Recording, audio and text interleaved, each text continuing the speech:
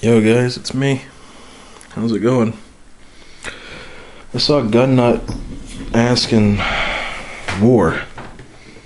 What is it good for? Nothing. Spending money and getting people killed, basically. That's all there is.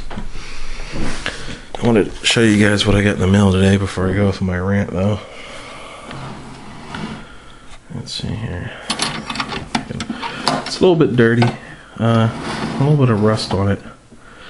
But I got it for like $5. All I have to do is, if I feel like it, I could maybe sand that off and repaint it, but really it's not hurting it any.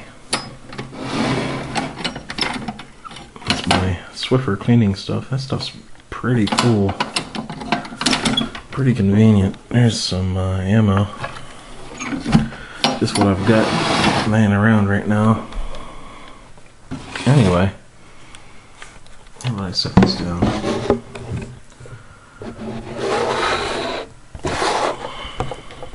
So you have to look at me now. I'll put my beanie under it so you have to look at my face. It's not going to be perfect, but... War. I don't understand it. For one, I don't think we really won a war since like the War of 1812. I mean, really won a war. Well, there was the Spanish-American War that we won.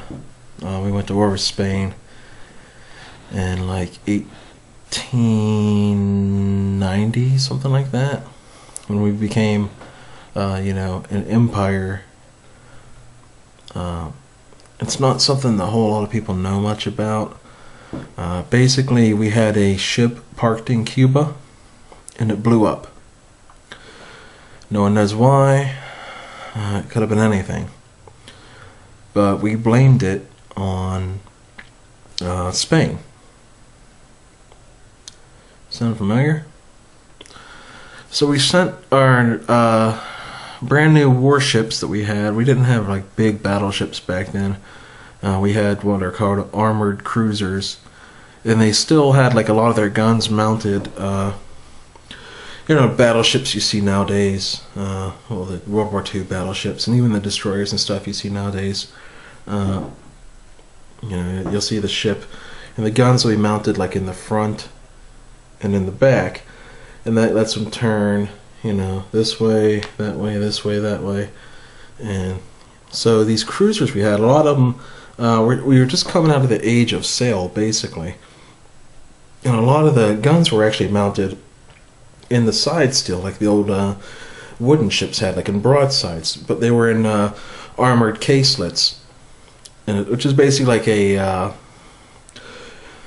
little armored box that the gun sits in and pokes out of, and they would sit on the sides of the ship. A lot of them were like that, our armored cruisers.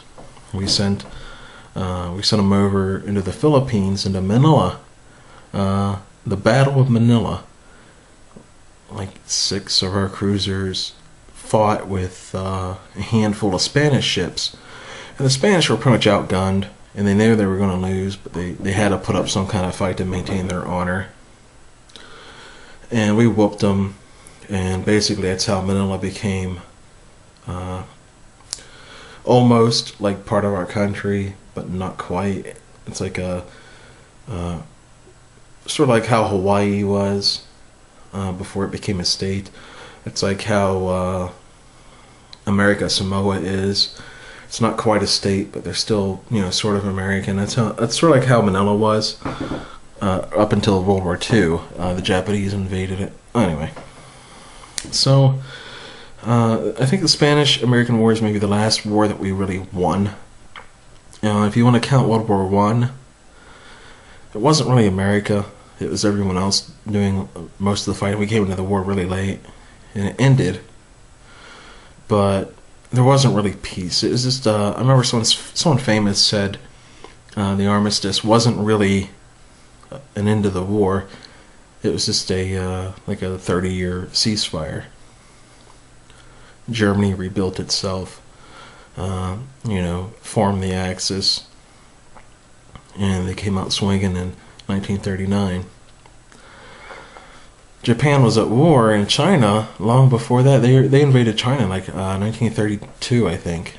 They were there destroying the heck out of China. They had it occupied. They were waging a full-scale war. If you've ever heard of the rape of Nanking, Nanking, it's a city. They pretty much slaughtered almost everyone in the city. So, once again, we entered the war late. The war was going on in the Pacific since the early 30s. In Europe, since 1939, it's when they invaded Poland. And we didn't enter the war until 1941, and that's because someone bombed us. Whether we had advance warning of it or not, I don't know. The sinking of the Lusitania is what dragged us into World War I, if I remember correctly. So, throughout our history, we've always been pulled into these wars by one little event. 9/11, the Gulf of Tonkin, that was Vietnam. Well, we were in Korea when the communists invaded, so I guess there wasn't one of those situations that time, although I could be wrong. By comparison, I know it sounds rough to say 9/11 wasn't huge, but by comparison to other acts of warfare, we haven't suffered a whole lot of damage since 9/11. We lost 3,000 people then. That was about as many as we lost at Pearl Harbor. We've lost 4,500 or 5,000 soldiers dead since then. But, I mean, we lost many thousands in just a few days during World War II. Every few days we would lose thousands. And, this has been 6 years of fighting in Iraq and 9 years fighting in Afghanistan now, I guess. Coming up on 9 years. So when you think about it, why are we fighting these wars at all?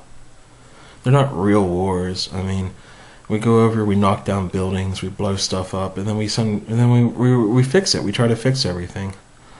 If Saddam and the Taliban and stuff, they were behind. Let's say they were behind Al Qaeda and all that. They're our enemy. That makes them our enemy. They're protecting someone who attacked us.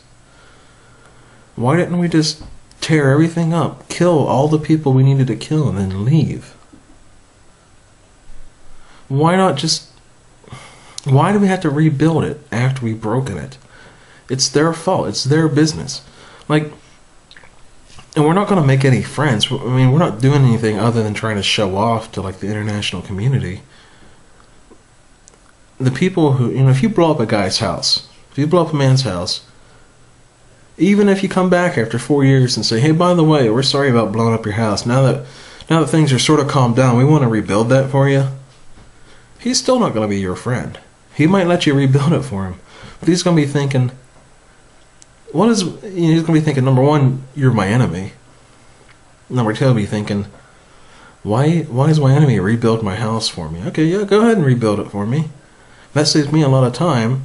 I can put my resources towards other things now, plotting how to screw you guys, or plotting how to, help the local community set up more bombs in the road or whatever. We have a nasty habit of trying to help our enemies, of trying to after we get... if you have to beat someone's ass, if you have to whoop on someone, you do it, and you put them down, and then you don't help them back up. You don't grab them, pick them up, and brush them off, and say, "Oh, sorry I had to do that to you, Bob, but you shouldn't have grabbed my girlfriend's butt." No, dude, you lay him out, and you leave him laying there, and if he tries to get back up, and if he's still talking, you lay him out again.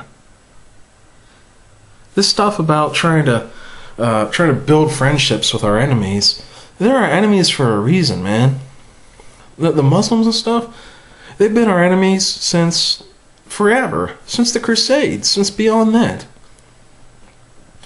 We've been fighting these guys in one form or another since the time that East met Middle East. I don't get it. And I'll do like a part 2 here because I'm running out of time, but I'll talk about several other things that might interest you, it might not.